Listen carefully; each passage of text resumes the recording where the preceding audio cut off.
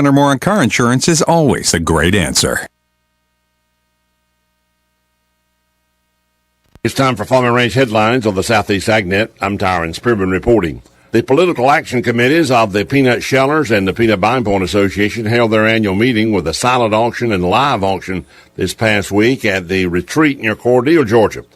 They raised about $60,000 according to reports, and that will be used to help entertain some of the leading people working on the Farm Bill.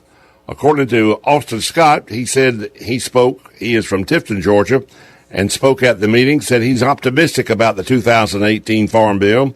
He said Chairman Mike Conaway from Texas, a Republican, could not be in a better position than in it at this time. He is a cotton and peanut farmer in that area of Texas, and he will work hard to get a cotton solution to the Farm Bill, and that will be good for peanuts, he said. Scott also said his goal, which is on track, is to have the hearings completed on the Farm Bill ready by the end of September and have the bill completed and signed before the Thanksgiving recess. He said that will be a miracle, but we are on target to do that. Scott said the farmers need time this year to plan for next year. He said that he had one point in Washington that he had learned from his grandfather. Do you want to make a point or do you want to make a difference? And he hoped that he could make a difference in the near future. But the Farm Bill looking good on the optimistic side of Representative Austin Scott. It's time to rethink what you know about clean American propane and what it can do for your operation. Want efficient, reliable power independent of the grid? Propane can do that. Power for EPA-compliant engines without all the extra fluids and filters. Propane can do that. Eliminate fuel theft. Lower hourly fuel costs. Reduce downtime. Propane can do all of that. Discover all the things propane can do on your farm at propanecandothat.com. I'm Tyron Spearman for Southeast AgNet. This is a test of the emergency alert system. This is only a test.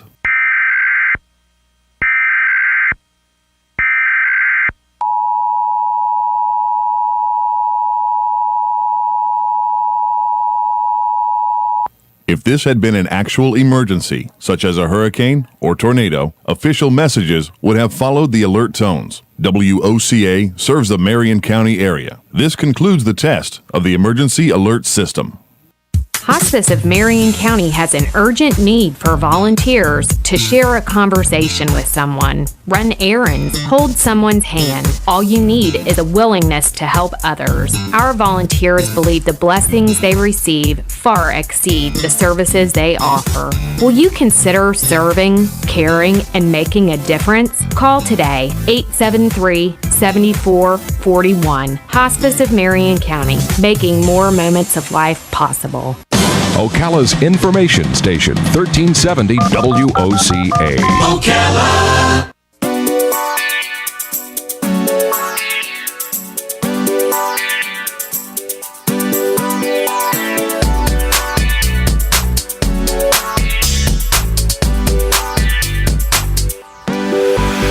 All right, 5 minutes after 11 o'clock. I already like our next guest, Robin. Yeah. Sue Owens Wright has a book called The Secret of Bramble Hill. Takes place on the aftermath of World War II. Mm-hmm. That's always a good era for me. I don't know why. It takes place in England. Always a good place. I don't know why. Just always like stories that take place then and there. In addition to that, she's a pastel artist. I like that. That is my favorite. And she must be a dog lover. She's been awarded annually by the Dog Writers Association of America, the Maxwell Award, which goes to the best writer on the subject of dogs. She's awesome. And she's on the phone. The new book is called The Secret of Bramble Hill. It's a paranormal suspense novel. Oh, and I'm a sucker for paranormal stuff too, by the way. Good morning, Sue Owens Wright. Good morning, Sue. How are you? Good morning. I'm fine. How are you? I'm already your friend. I already like everything about you. We're great. Well, that's good to hear. Where are you? Where are you right now? I'm in Sacramento, California. You got up early. Wow. 11. A little bit. Wow. Not as early as some, but early enough. I guess that's what you have to do when you're on the West Coast and you need to do radio interviews, right? That's right, yeah. But it's sunny and beautiful, and we got a little bit of rain, so the air's a little clearer. So this is not a comedy, but it's almost like a romantic comedy in some ways. I don't know if anybody's told you that before. Well, what? The Secret of Bramble Hill? Yeah, I mean, you got the romance thing, you got the paranormal thing, right? Well, yeah, I guess there's some humor in it. Yeah, there is, but it kind of comes out in all my books, especially the dog mysteries. But I guess it came out in this one too.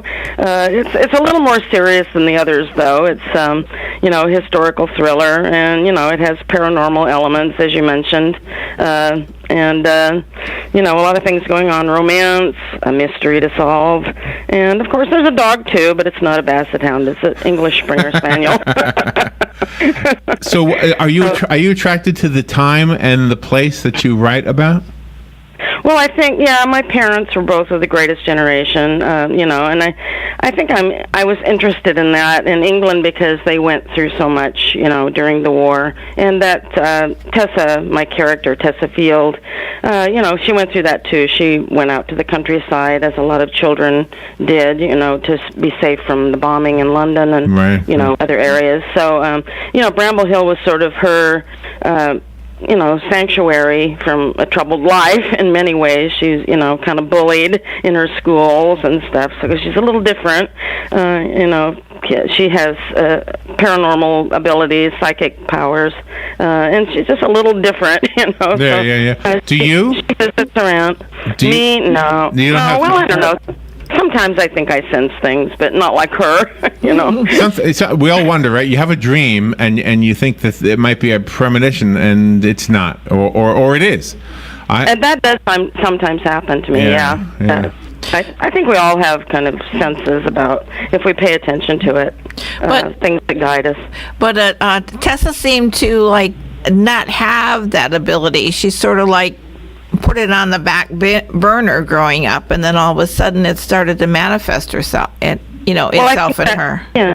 Yeah, because she was punished for it, so I think she, as you say, kept it on the back burner. But then when she goes back to Bramble Hill, that comes out in her. It's psychic powers are stirred that have been dormant for a long time, and it is something that she shared with a special aunt, her Aunt Emily Maxwell, who has purportedly drowned in a boating accident, but she was a good swimmer, so Tessa is a little suspicious about that, especially when she meets her second husband, who she barely knew, and her aunt had married kind of quickly, so she's just really suspicious about him. He's a little off, and then there are other things that manifest that she's a little uncertain about, and so she kind of takes upon herself to find out exactly what did happen, and that leads.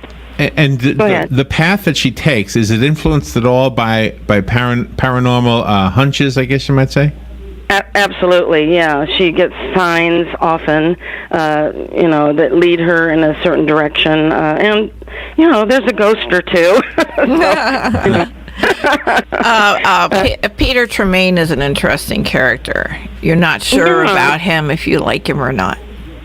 Well, yeah, and she's not. I mean, he's a childhood friend, but a lot of time has passed between the time that they've seen each other, and she kind of gets some funny feelings about him too, like he's a little too interested, in this purported secret of Bramble Hill, that there's supposed to be a treasure buried somewhere on the property, and so she's a little curious about why he's so interested in that, and that makes her wonder about him as well, and the uncle's kind of interested in that too, so. Is there a real Bramble Hill anywhere? Yeah, there is. It's been changed. Wow. It's been changed. and do you have any? Have you been there? I visited there a long time ago. Yeah, and it was kind of what sparked the whole book. That was in the early '90s, and I, when I traveled in England over there and and stayed there.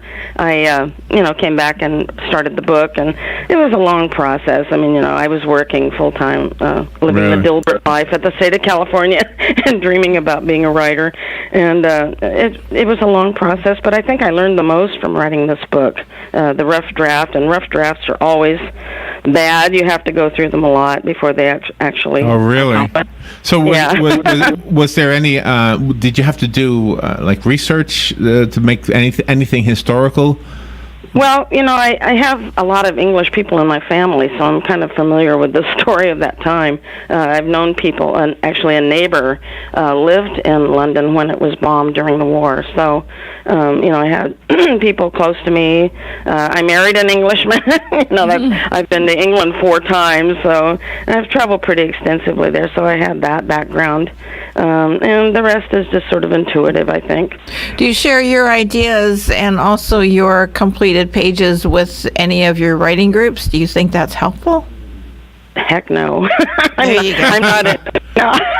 I'm not in a writing group. I've never found them. I've never found the right one. Mm-hmm. They always seem to descend into coffee clatches, right.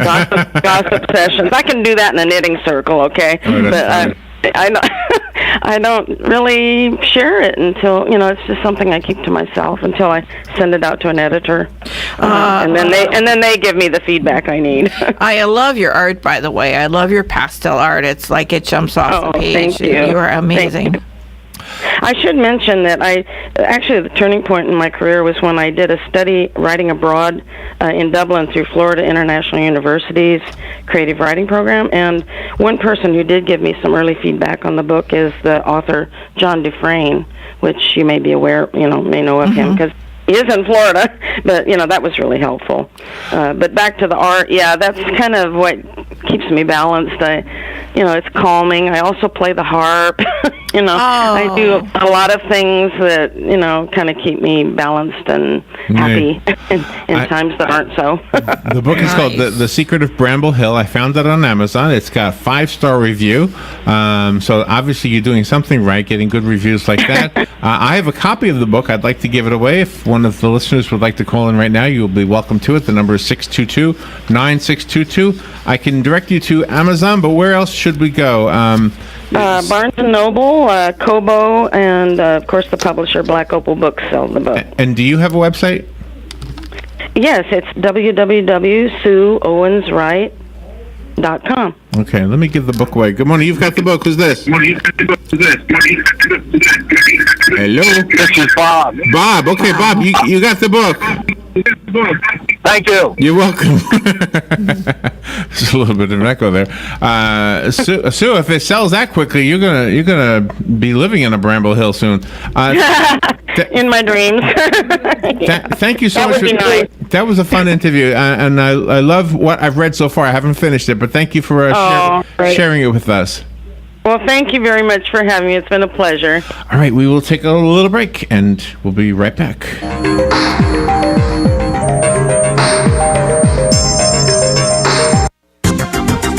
The weather is brought to you by myfwc.com. Safe boating is no accident. On this Monday, times of clouds and sun. There can be a thunderstorm around, especially in the afternoon, the high 89 to 93. Monday night will be partly cloudy and warm, low 75 to 79. For Tuesday, clouds and some sunshine with an afternoon thunderstorm, high 90 to 94.